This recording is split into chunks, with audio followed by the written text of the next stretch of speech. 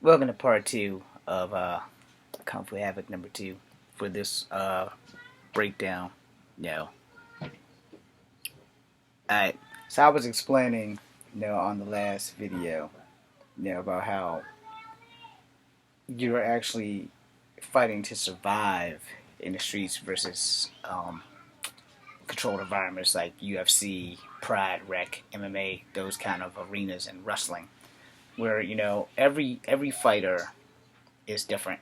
So I can't really explain how the women fight, but I can explain how the men fight. So in the men's fighting, you have categories of character, if you would. And I'm not specifically speaking of wrestling because all wrestlers basically are characters. But for fighters, like in UFC and stuff like that, I need to hurry up so I can get back to watching the view. For fighters, all right, you have your class of fighters. You have your ground and pounders. You have your wrestlers. You have your grapplers. You have your strikers and your counter strikers, which basically fall into the stand-up guy. And then you have your ground and pounders, which also can include wrestling and your grapplers. But your grapplers can also be stand-up fighters. So you have to understand where these things are. In most controlled environments and most controlled fights, you have your what you can and can't do. Where when you're in the street, there's no limit to what you can and can't do. You're either going to go for the win or not. And that really is a stated choice of how this thing plays out. If it plays out properly, then you're in good shape. If it plays out where, it doesn't go in your favor, and the thing you have to understand about all fights, if you fight the same guy 3 to 5 times and you beat him each time he's learned something about you. Each time you've learned something about him. So probably about that fifth or sixth fight, you may lose because he's finally got you figured out. Now you've had his number 4 times. So about that fifth or sixth fight, you'd be like, yeah, I'm gonna beat this son of a bitch at least once before this is over. And that builds careers. It really does. Like if I beat a guy 5 times in a row because I've got him figured out, what can we say? Can we say I got lucky, or can we say I got skills? Can we say it's a combo of both? Well, I'm gonna tell you honestly, it's probably a combo of both. Because sooner or later, a dog learns not to piss on an electric fence. It's really, really simple. And the thing about fighting, and this is the thing that most people, they don't teach you, or they don't want you to know when they're training you in martial art classes, that every fight is either really complex or really simple. In other words, it's so simple that it's complex. The thing is, how you go into a fight, prepared or not prepared. The thing you have to understand about fighting, to get to the other side of the fight, you have to get through someone to do it. Alright? And when it comes to fighting, whether it's a controlled environment or a street fight, no fight is ever going to be the same. Every fight is going to be different. No matter what anybody tells you, no matter what anybody says, yeah, I beat this guy, I did this time around. Last time I beat him, I did the opposite that time around. I did something that he wasn't expecting. And that's why when they teach you to always expect the unexpected, it does hold water. It holds its weight in water when someone tells you to expect the unexpected. Now, when you are in a controlled environment, such as the UFC or stuff like that, you have to understand how fights actually work. In controlled environments, let's say you get 3 5-minute rounds, or let's say you get 5 3-minute rounds. 3 minutes is a lot longer than you think, and 5 minutes is a lot shorter than you think. The saying, time flies when you're having fun. Well, there you go.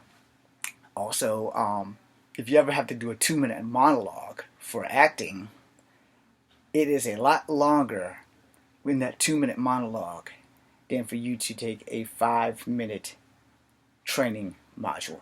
Alright? So if I'm training you for 5 minutes and we do 2.5 minutes of punching and 2.5 minutes of kicking, there's your 5 minutes. Let's say I'm training you for 5 minutes and I want to train virtuous parts of your body. 1 minute of push-ups. How many push-ups can you knock out in 60 seconds? We're going to throw yay so many punches in 60 seconds. We're going to throw yay so many kicks in 60 seconds. Now we're going to do jumping jacks where you move both your arms and your legs at the same time. And you have 60 seconds for each. Now we have 60 seconds of Russian twisters. I got one more exercise and 5 minutes is up. You see what I'm saying? So if you're jumping around. So let's see if we do multiple combos in 5 minutes. You only still have 5 minutes. So that's 60 seconds 5 times. So if you divide each exercise into 60 seconds, you know, you're getting it down packed. Well, again, here's where that 60 seconds thing comes into play. In a real fight, most real fights, 2 to 5 minutes. Unless you're fighting an ace, or if both of y'all actually have professional fighting experience, the fight's going to go the distance. Where if one of y'all is an actual fighter and one of y'all's just some Joe Blow from the street, it's more than likely that the guy from the street is probably going to lose against a professional fighter unless the guy from the street has actually been in a couple of street fights where the professional fighter has only fought professionally. Now the reason why I bring that up, because I've never fought professionally, but I've fought a lot in the streets. And the thing about fighting in the streets is that everything in your environment becomes a part of you. Where fighting in the ring, you got nowhere to go and you can't really use the ring. I mean, every time you get somebody up against the gate or the fence or whatever, the ref is always like, get off the fence, get off the fence, you know. Stop using the fence, stop using the fence. And that also goes against the guy who's pent against the fence. Stop using the fence, stop using the fence. It's like, well, if I'm pent against the fence, it's not a whole lot more I can do if the guy's kicking me in the face while I'm pent against the fence. Alright? I can tap. I don't want to lose the fight. I want to keep protecting myself. So, you know, unless he knocks me, slam the fuck out. And it can happen. So, you know, you have to understand where you are in the fight. You have to understand what your skill level is in a fight. Now, in a street fight, none of that shit matters. Because you can be 0 and 50, which means you've won 50 professional fights, and get into that street and be 0 and 50 until you come across number 51, who's never been in a professional fight, but he knows how to fight in the streets. He knows the environment. He knows everything that he needs to know about how to hit somebody, and you're going to sleep. You know. Plus, let's add some other factors in. Let's say you guys are at a party. You're tipsy. He's not. You started running off at the mouth. He ignored you as much as you could, and he doesn't know who you are. So you're running around hollering, well, I'm such and such from such and such. I'm UFC champion, motherfucker. I'll bust your ass. And he goes, all right, look. You're drunk right now. I'm going to walk away. You don't give him that opportunity. You put your hands on him, and then UFC champion is asleep. It can and has happened. There are many people who are professional fighters that got their ass whooped in the street. Don't think that they're not just because you haven't read about it. There's many people who have gotten their ass beat that were professionals and got fucked up in the streets. It's because there's a difference maker. When you are a professional fighter, you're not really fighting in the streets. You are fighting in the ring and you are collecting a check. So don't think that these UFC motherfuckers can go right outside and think that, oh yeah, I'm a UFC champion. I can fuck up everybody. They may think that shit until they come across the guy that they can't fuck up. So it's an even plate. You know, a guy from the streets can't just walk up into the UFC and say, I'm a street fighter. Never lost a street fight. Get up in that ring and be put slammed to sleep. Because he's got nowhere to go. In the streets, he's got everywhere. He's got everything he can possibly use against you in the streets. UFC, his environment has shifted. And if he doesn't know how to adapt, he's going to sleep. And that's that thing about fighting in general. Fighting in general means you have to know how to adapt. They're talking about Chadwick. I want to hear it. No. But the thing is, you know, when you are in a fight, a physical fight, that shit hurts. That shit hurts. When someone's really trying to bust you up, that shit hurts. Getting hit hurts. Don't let anybody tell you it doesn't. Even when I film and I accidentally get hit, I still need a few seconds to recover. Now, 9 times out of 10, if my adrenaline's running, we're going to keep filming. Yeah, let's go. It's like, what? Just let's go. Yeah. But in most fights, if they hit you hard enough, you're going to need to set back a little bit and recover, which is also very important in a street fight as well as in a controlled environment, because you need to know how to recover. Missed the whole show. I'll have to catch it later. See, once you know how to recover from a hit and know what you can actually take and your pressure or pain threshold, fighting becomes a different commodity. Alright? So, in this video, they are in a pretty basic controlled environment now. So, now as I broke down in the other video, see how she got him? Right there, she let go of his hand to do this worthless roll. Right there is where it ends for me. Because, she had the elbow locked up against him. Watch, I can't pause it. So right there, see where his arms is? All she had to do was just reel his arm back and she could choke him out. Because his muscles are so big, she could just push his muscle right up under his throat. Right there. Now you see her right hand, she let go of the hand to do this flip thing. Which is cool and all. But in mid-flip, he outweighs her. So when she goes there, all he had to do was just lay flat. It'll knock the wind clean out of her. I forgot to put that in the other video. But I did break that down. Now for his side, right here, see where his elbow is perfectly placed on her thigh. All he had to do was fall, move his elbow up to her stomach. See where she's right there. When she jumped up, all he had to do was go down. Now watch. See her elbow? See where his elbow is? Her elbow is protecting her outside but not her inside. Watch how she jumps. See where his elbow? See right there, he could have elbowed her right there. If he wanted, watch. Where his elbow? See her body? Right there. Every time, if I'm going to show you something, I'm going to try to break it down. I cannot pause this because it's not mine. But in that midst of her jumping and grabbing him and locking this, that's where she could have just kept him. Just kept him right there. Locked it up. And if his flexibility is not as flexible as mine because of his muscle, I don't have any muscles.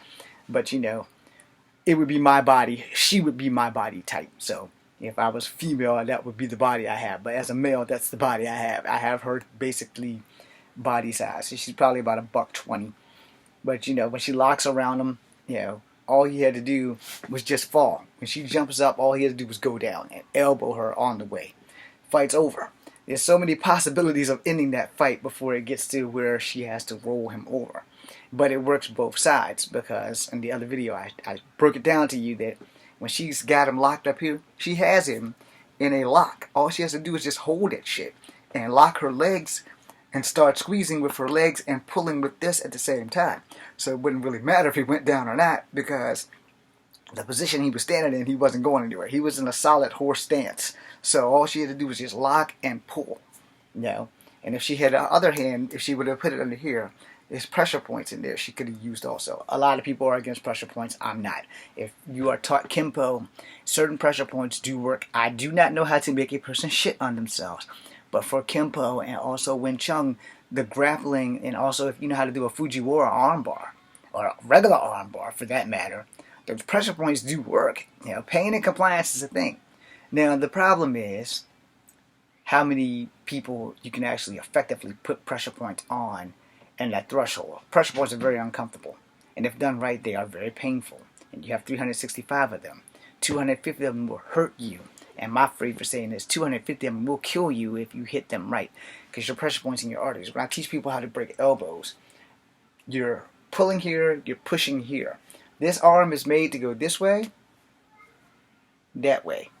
But it's all about positioning. If I'm throwing a spinning back fist, and you punch this and pull this, and you're punching through and pulling, you're going to break this elbow. There's an artery in there. That controls this. You see how my hand maneuvers through all here? I'm 47. I know enough about martial arts to know what can fuck you up. Alright? And joint breaks and locks, man, they're the best. Versus the Steven Seagal Van Damme breaking at the wrist. No, fuck that. You breaking this elbow, he ain't doing this no more. His piano playing days are going to be on the shelf for a while. So you have to understand how the body mechanics work. So when they're doing this, I'm going to get you in the right position. I'm going to go from the beginning. Right there, that's a lock. See, if she wouldn't have let go of him instead of trying to be WWE superstar and just held him right there, that would have been a judo lock. No, I don't remember the name of the damn thing. But it can be done, and she should have done that instead of trying to take this dude off his feet. Now, on his perspective, you see where his elbow was located? right there when she jumped on him. We'll go again, right here. Right there where his elbow's located. That should have been an indicator for him to just drive that in. And that more than likely would have exceeded the limit of him getting rolled over. If both would have been on the ground, she would have got the worst of the exchange. And that's the thing about fighting. We're going to have to make a third part because we're at the 15-minute mark. Plus, in like, yay so much time, I have to get ready to go to Zoom class.